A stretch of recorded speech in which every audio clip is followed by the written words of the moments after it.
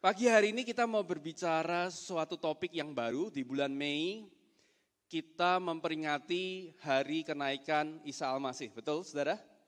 Hari kenaikan Isa Al-Masih tahun ini menjadi khusus karena bertepatan dengan hari besar dari agama saudara kita. Dan di hari kenaikan Isa Al-Masih kita memperingati Tuhan itu memberikan mandat kepada gerejanya, kepada tubuh Kristus, yaitu pada kita semua. Jadi kita memperingati bulan misi pada bulan Mei ini. Nah, bicara mengenai misi, saya ingin jelaskan dulu kenapa misi itu begitu penting untuk kekristenan. Saudara pernah dengar enggak bahwa suatu kali kalau nanti Anda meninggalkan bumi ini dan Anda masuk ke surga, akan ada 3 kejutan. Akan ada 3 kejutan yang Anda akan temui di surga. Karena saya baik hati, pagi hari ini saya kasih kisi-kisi dulu kejutannya sama Bapak Ibu supaya Anda tidak terlalu terkejut ya. Mudah-mudahan tidak terlalu terkejut ya.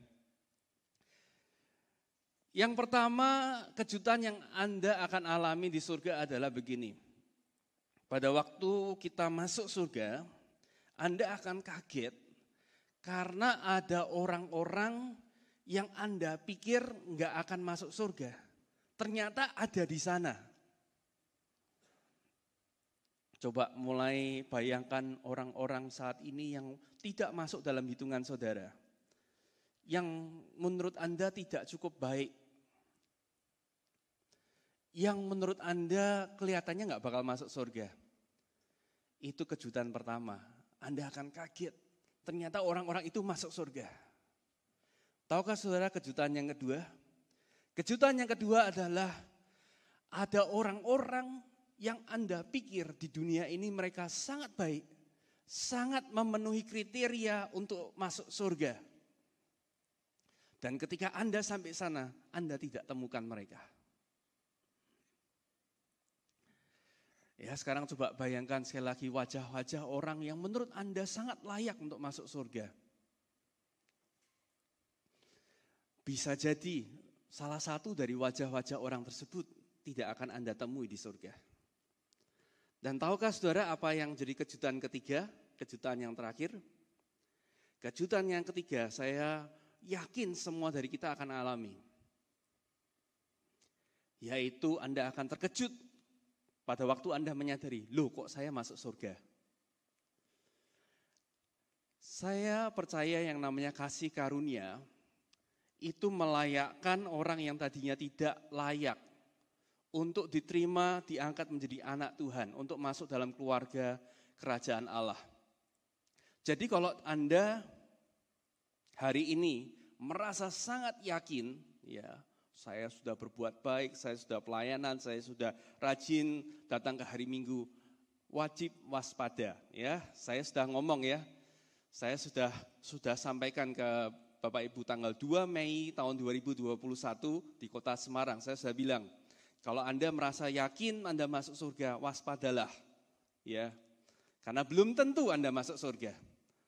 Ya, tapi kalau Anda merasa bahwa keselamatan yang Anda peroleh itu karena pengorbanan Yesus yang begitu mahal, kasih karunia itu akan membuat kita menjadi orang-orang yang sangat rendah hati. Orang-orang yang tidak punya hal yang kita bangga-banggakan. Nah, pagi hari ini kita ingin berbicara, saya ingin membagikan sebuah perikop di dalam firman Tuhan, di dalam tepatnya dalam Kisah Para Rasul 10, yang menurut saya sangat penting dalam sejarah gereja. Silakan tampilkan gambarnya.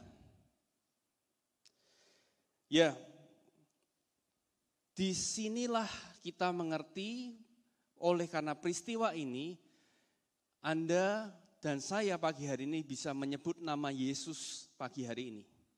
Tanpa ada kejadian ini, Kisah Para Rasul 10, mustahil kita bisa mengenal istilah kekristenan di luar Timur Tengah. Hampir tidak mungkin kekristenan akan sampai ke tempat ini tanpa ada namanya Kisah Para Rasul 10. Harapan saya pagi hari ini adalah begini.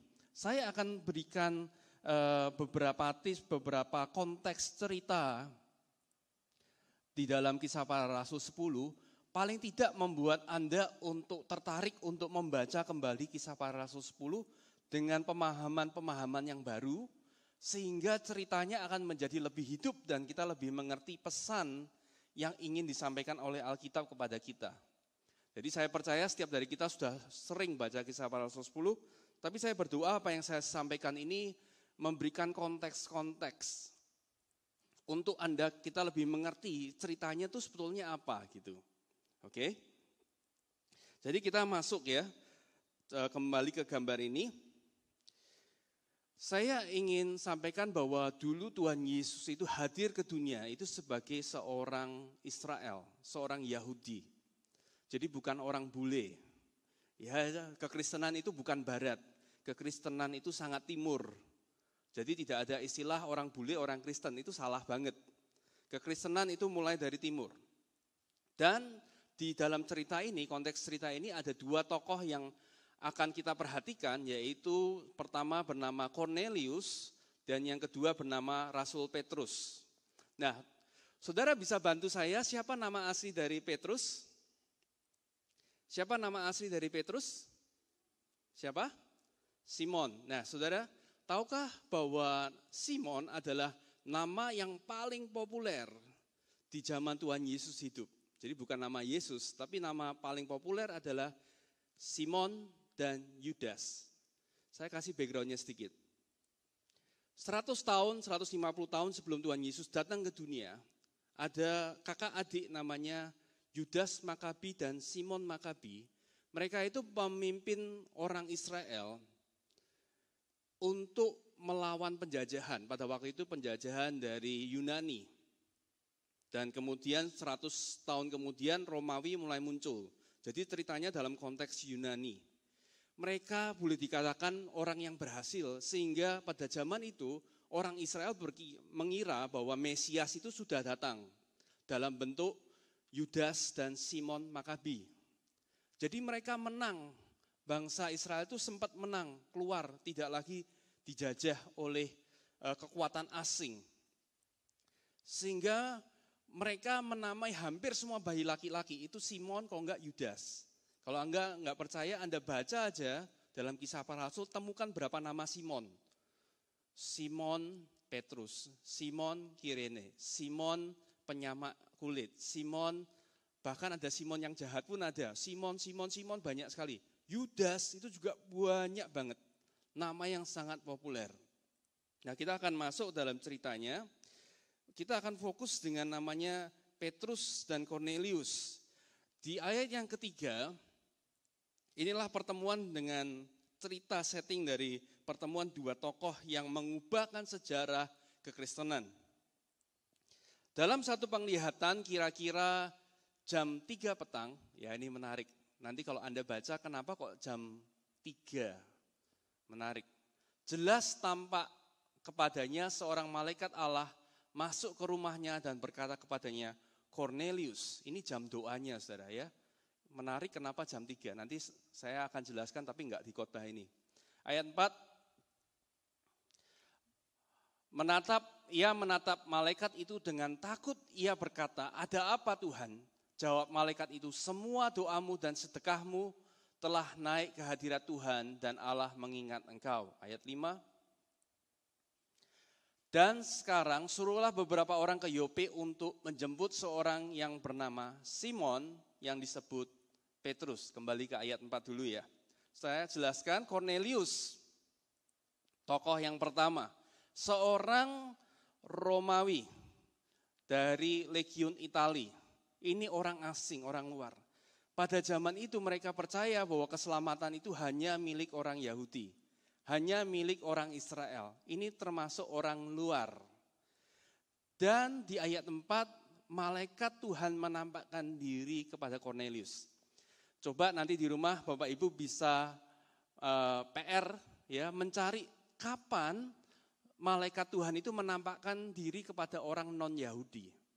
Ya, coba ya, Bible study sedikit ya, penasaran. coba cari berapa kali malaikat Tuhan itu menampakkan ke orang non-Yahudi. Jawabannya sangat sedikit, saudara. Dan menariknya setiap kali malaikat Tuhan menampakkan diri kepada orang non-Yahudi, non-pilihan Tuhan, itu dalam bentuk ancaman, di dalam bentuk peringatan. Contoh, kepada Abimelek, raja orang Filistin yang mengambil istri Abraham. Yang kedua, kepada Bileam, nabi yang akan mengutuk bangsa Israel.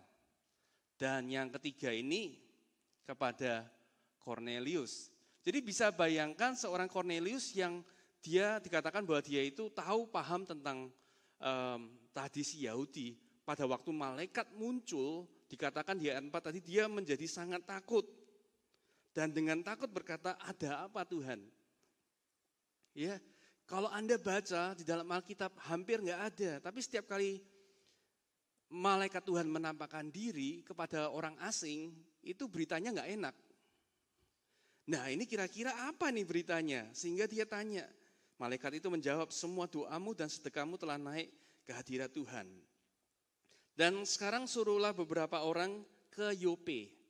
Ya, di dalam bahasa Inggris dikatakan ke Yopa. Saudara masih ingat kata Yope? Yope itu adalah tempat di mana ratusan tahun sebelumnya Nabi Yunus diperintahkan oleh Tuhan untuk pergi ke kota Niniwe. Tetapi dia melarikan diri, dan dia melarikan diri kemana? Ada yang tahu? Ke kota Yope, kota yang sama. Jadi di mana pertama kali Yunus itu adalah nabi pertama yang menyampaikan kabar baik keselamatan kepada bangsa non-Yahudi, disinilah ceritanya kembali lagi. Ya, deja vu, kayak kembali lagi ke kota Yope lagi. Menarik. Menjemput seorang yang bernama Simon yang disebut Petrus. Saya akan terus lanjut untuk kita ambil ceritanya ya. Langsung loncat ke ayat 13. Kedengaranlah olehnya suatu suara yang berkata, bangunlah hai Petrus, sembelihlah dan makanlah. Tetapi Petrus menjawab, tidak Tuhan, tidak, sebab aku belum pernah makan sesuatu yang haram dan yang tidak tahir. Berikutnya,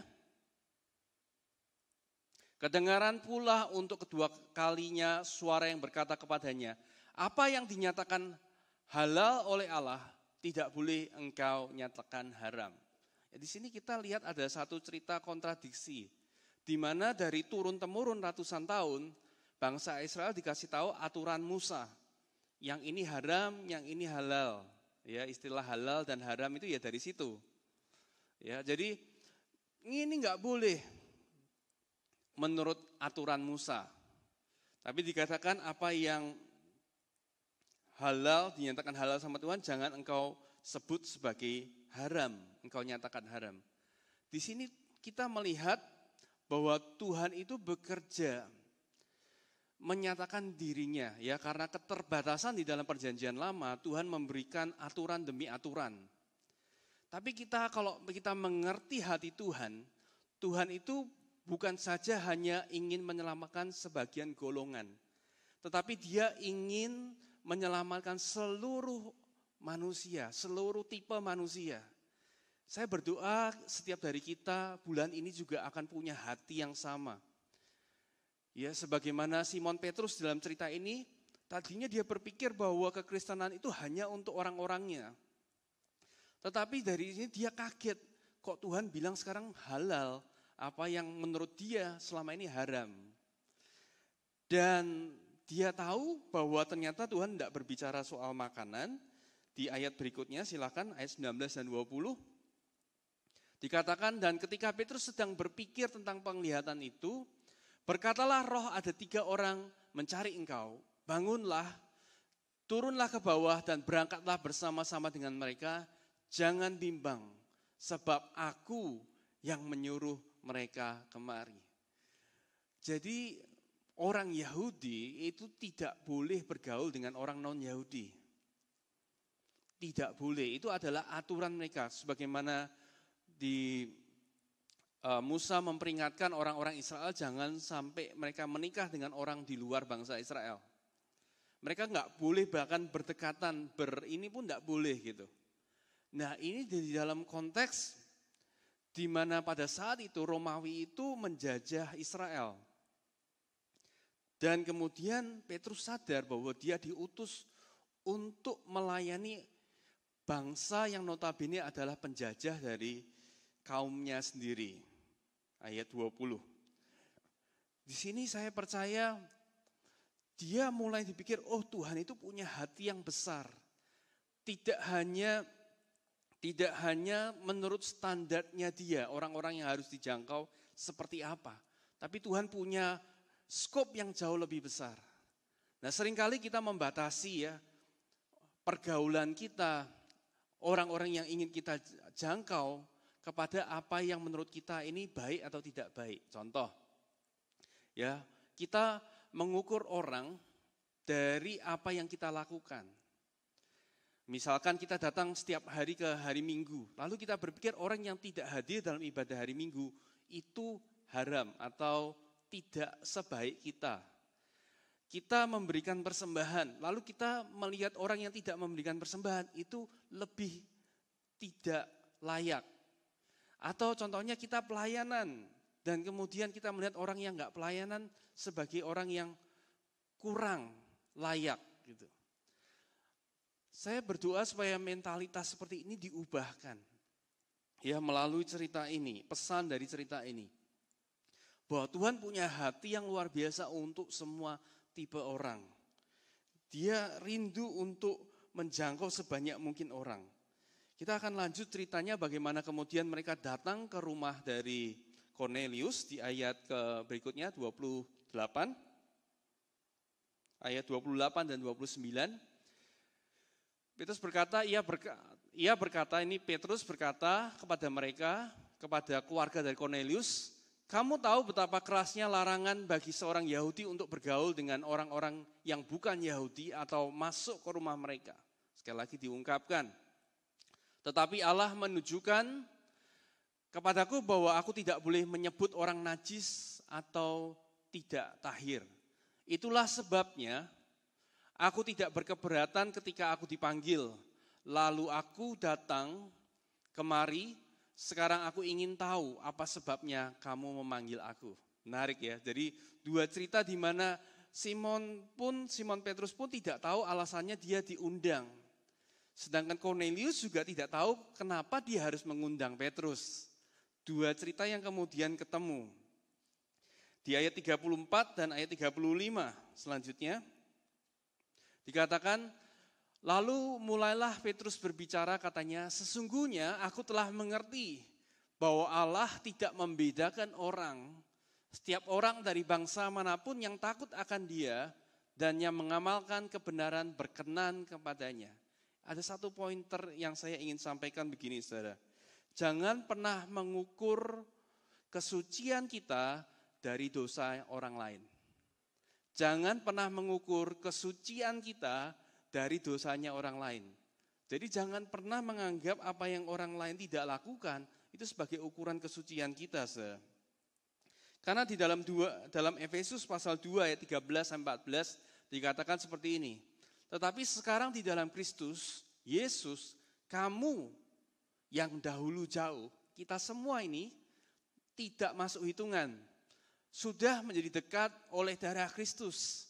Karena dialah damai sejahtera kita yang telah mempersatukan kedua pihak dan yang telah merubuhkan tembok pemisah, yaitu perseteruan.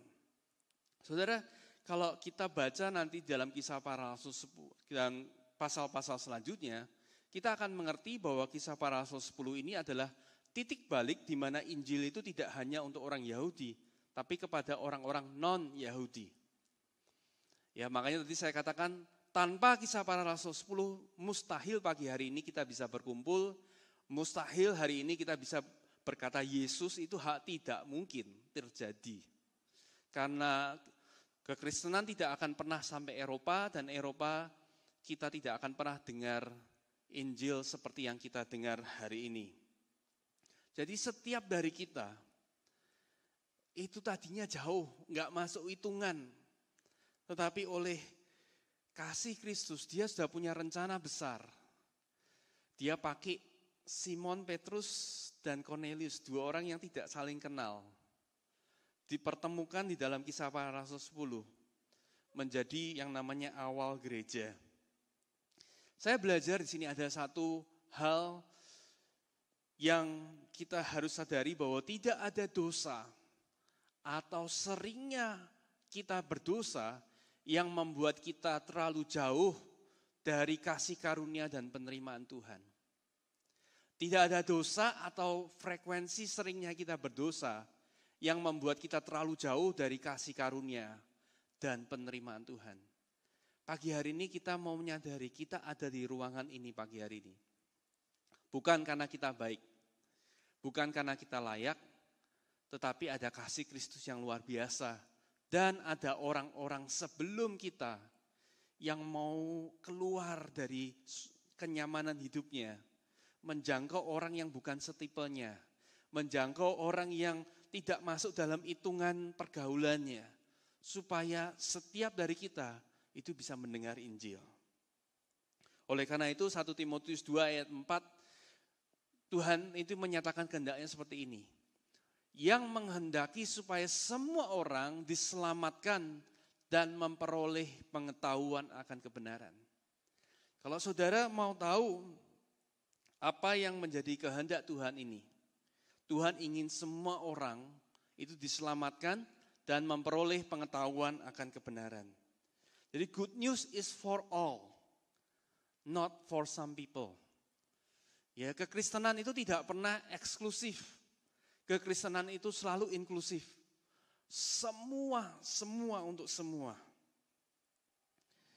Tunjukkan gambar ini saudara ya. Tuhan Yesus memegang bola dunia. Saya ingin katakan begini, sebelum amanat agung itu menjadi ambisi agungmu, engkau masih salah arah dalam pengejaran panggilan utama hidup kekristenanmu.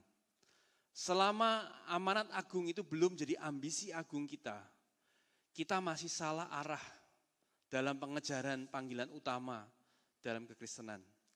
Panggilan utama dalam hidup kekristenan bukan supaya kita diberkati, tetapi panggilan utama adalah supaya sebanyak mungkin orang di dalam kehidupan kita bisa mendengar Injil melalui kehidupan kita. Jadi pagi hari ini saya berdoa, coba mulai bayangkan tadi ya, orang-orang yang Anda pikir tadi tidak mungkin masuk surga. Wajah-wajah yang Anda pikir tidak mungkin masuk surga. Bisa jadi saya mau katakan bahwa Tuhan pagi hari ini ingin supaya kita menjangkau wajah-wajah tersebut. Kalau itu ada di dalam benak kita, saya percaya itu adalah tugas kita untuk menjangkau sebanyak mungkin orang yang pernah bersinggungan dalam kehidupan kita. Misi adalah tugas dari semua kita. Misi bukan milik segelintir orang, hanya milik pendeta atau rohaniawan. Tapi setiap orang yang berkata sebagai pengikut Kristus. Amin. Kita kembali lagi dalam Kisah Para Rasul 10, ayat yang terakhir, Kisah Para Rasul 10 ayat 44 sampai 45. Cerita ini ditutup dengan pada waktu Petrus itu khotbah kembali tentang siapa Yesus kepada keluarga dari Cornelius. Sudah selesai khotbah, baru sampai tengah-tengah khotbah dikatakan seperti ini. Ketika Petrus sedang berkata demikian, turunlah Roh Kudus ke atas semua orang yang mendengarkan pemberitaan itu. Ayat 45, dan semua orang percaya dari golongan bersunat yang menyertai Petrus tercengang-cengang karena melihat bahwa karunia Roh Kudus dicurahkan ke atas bangsa-bangsa lain juga. Sebentar, saya mau kembali sedikit. Pada waktu Petrus itu pergi ke rumah Cornelius, firman Tuhan nanti Anda baca lagi dalam Kisah Para Rasul, dia itu bukan sendirian. Dia mengajak 6 orang lain, orang Yahudi. Makanya dikatakan golongan orang bersunat. Artinya dia enggak cuma sendirian, tapi ada 6 orang lain yang dia ajak ikut. Pada waktu mereka melihat Petrus berkhotbah, ini intinya kayak penginjilan, saudara. baru ngomongin tentang Yesus adalah Tuhan, itu belum ditutup sama altar call. Ya, Petrus belum bilang, ayo bertobat sekarang percaya, berikan dirimu untuk dibaptis.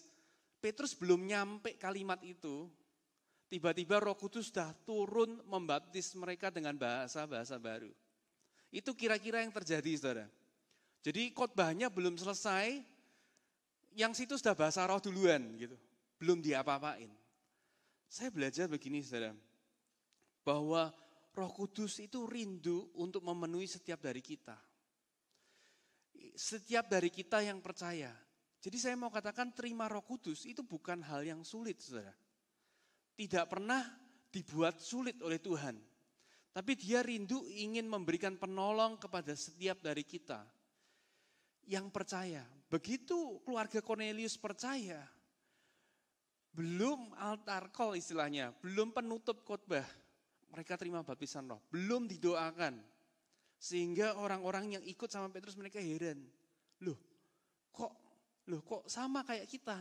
Kok sama kayak kita gitu. Sehingga mereka mengerti bahwa good news, kabar baik itu sama sekali bukan hanya untuk segelintir orang. Good news itu untuk semua. Jadi saya percaya kalau pagi hari ini Bapak Ibu berkata, wah saya takut Pak untuk berkhotbah, untuk bersaksi kepada orang lain. Saya mau katakan seperti ini, Roh Kudus lebih kepingin menjamah orang daripada Anda, saudara. Jadi kita punya satu confidence, keyakinan bahwa kalau kita cuma bergerak sedikit aja, keluar dari zona nyaman kita mungkin. Ya mungkin ketemu sama tukang sayur yang setiap hari datang ke rumah, cerita aja sedikit. Ya, baru cerita, Roh Kudusnya sudah kerja duluan. Anda bisa bayangkan betapa inisiatif dari Tuhan itu begitu luar biasa.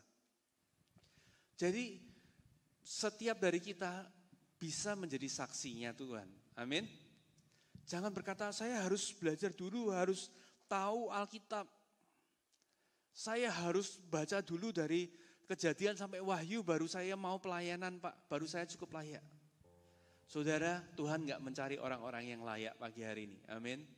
Tuhan mencari orang-orang yang mau. Amin. Saya dengar kesaksian demi kesaksian bagaimana ada orang yang baru kemarin ya masih ngobat, masih pakai narkoba. Besoknya bisa dipakai Tuhan untuk menyembuhkan orang. Sedangkan cara berpikir kita adalah, oh kalau mau doain orang harus kudus dulu, harus suci dulu. Harus standarnya kita dulu. Tuhan gak begitu. Begitu orang percaya bahwa Yesus adalah Tuhan, langsung Roh Kudus turun. Begitu hati kita terbuka, Yesus adalah Tuhan. Roh Kudus masuk dalam hati kita, saudara. Segampang itu, saudara. Jadi saya mau encourage teman-teman yang belum terima Roh Kudus, belum terima bahasa roh. Percayalah Tuhan itu tidak pernah menahan. Ya, tidak pernah menahan hal yang baik. Tidak sesulit itu, sama sekali tidak sesulit itu. Tapi setiap dari kita rindu dan kita berkata, Tuhan, aku memberikan hidupku untuk Engkau. Jadilah Tuhan dalam hidupku. Saya berani jamin, Roh Kudus siap untuk melawat hidup kita. Amin. Amin.